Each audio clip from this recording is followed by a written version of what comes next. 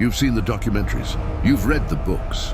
You've been told that the Sumerian tablets, the Epic of Gilgamesh, the Enuma Elish are just creation myths. You've been told that Zecharia Sitchin was a fraud, that he mistranslated the texts, that he fabricated the story of the Anunnaki, the planet Nibiru, and the creation of man as a slave race to mine gold. And they're right, Sitchin lied.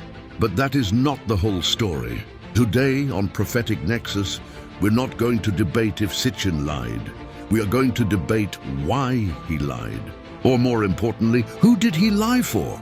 We are going to propose that Sitchin wasn't just a bad translator. He was a tool, a chosen instrument, whether wittingly or unwittingly, to plant an idea. The most dangerous and seductive lie of our modern age. And that lie is that your creators were extraterrestrials. Think about it.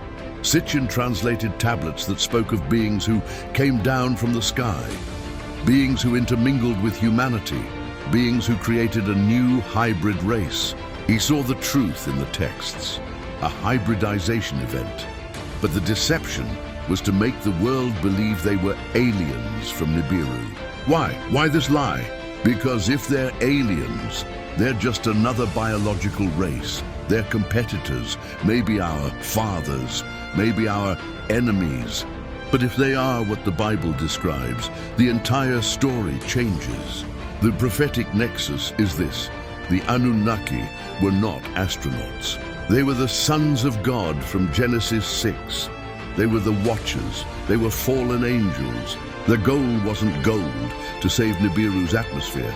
What kind of interdimensional being needs gold? Their goal was biological. They sought to corrupt the human genome. They sought to profane creation. Why? To stop a prophecy, to ensure that the promised bloodline, the line from which the Messiah would come, was destroyed and hybridized. They didn't create Adam as a slave.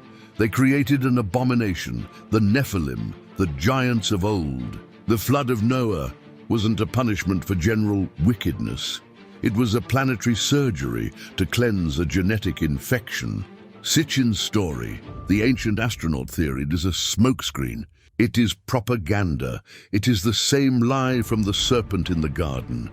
You will be as gods. They make you believe you are a genetic experiment by aliens, a biological accident in an indifferent universe, so that you forget you are a divine creation made in the image of God. They strip you of your spiritual sovereignty and your authority, and they trade it for a science fiction fairy tale. And here is the part that must create the debate. Sitchin's lie wasn't for the past, it was for the future. It was the seed for the final harvest. The world is actively being prepared for a return, a first contact. The official narrative is changing at incredible speed. Governments, militaries, the media, all now admit that unidentified anomalous phenomena, UAPs, are real. Why now? Because they are setting the narrative. They want you to believe that your creators, the Anunnaki, are coming back. They want you to receive them as saviors to fix the planetary chaos they themselves helped create. They want you to worship the serpent, believing it's a space brother. So I want the debate to begin now. The question isn't if the Anunnaki existed. The tablets are real. The question is what they were. Debate in the comments. Were the Anunnaki simple myths, just stories invented by Sumerians to explain nature? Were they aliens?